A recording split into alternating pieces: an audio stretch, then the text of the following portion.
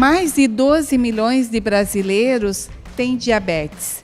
Esse número atinge hoje 15 milhões, porque desses 15 milhões, 3 milhões não sabem que possuem a doença. Essa doença, ela é silenciosa.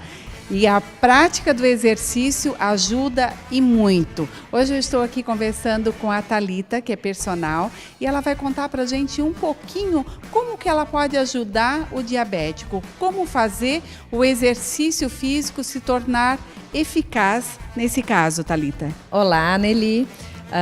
É muito importante que o diabético ele saiba as maneiras de tratamento da doença e que vá fazer os exames sempre regularmente, né? Porque esses 3 milhões de pessoas que não sabem porque é um problema silencioso, né? Ele não dói. Então a glicose, quando começa a subir no sangue, quando começa a se acumular, ela não causa nenhum sintoma aparentemente, né? Então é sempre importante fazer esses exames periodicamente, mas quem faz exercício físico já tem uma proteção aumentada contra o diabetes.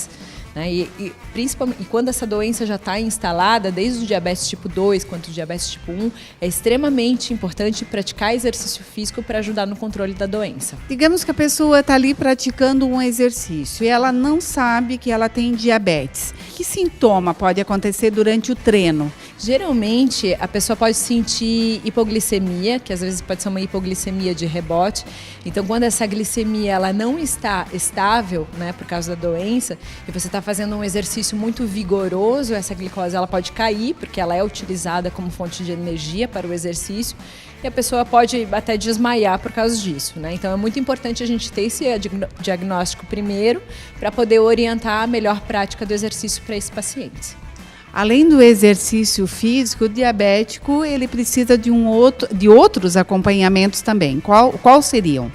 O exercício não faz milagre sozinho, né? Então a gente precisa de um nutricionista para acompanhar esse paciente, para saber o que ele tem que comer, o que não tem que comer, o que vai comer antes do treino, o que vai comer depois, né? E também, em alguns casos, precisa entrar com medicamento. E aí é o médico que vai avaliar para ver se cabe medicamento para essa pessoa ou não.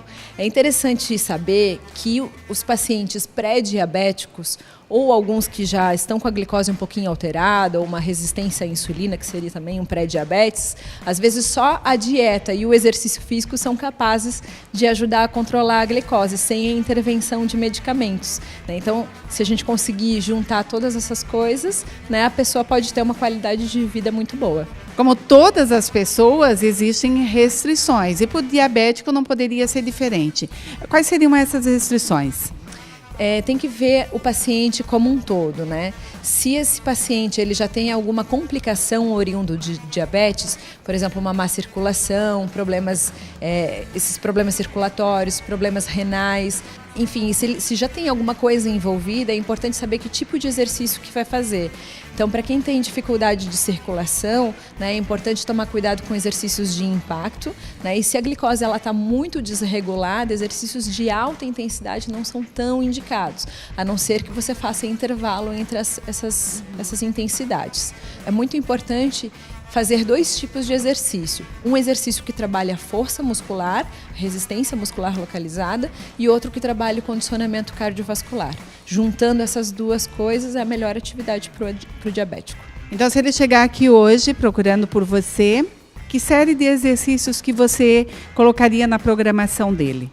Hoje, a musculação, né, o treinamento resistido, ele vem mostrando efeitos sensacionais no controle do diabetes, justamente por utilizar a glicose como fonte de energia para o exercício, né? Então, pacientes que entram com uma glicose, por exemplo, de 200 miligramas, depois da sessão vai estar em 130, 120, fica bem baixo mesmo, né? Então, o exercício periodicamente vai ajudar a diminuir essa glicose, e acontece também dentro da nossa célula uma sensibilidade maior à insulina. Então, às vezes essa insulina do diabético tipo 2, por exemplo, o diabético ele tem insulina, mas essa insulina não funciona. Por isso que a glicose começa a se acumular. E o exercício físico faz com que essa glicose, essa insulina volte a funcionar de uma maneira mais eficaz.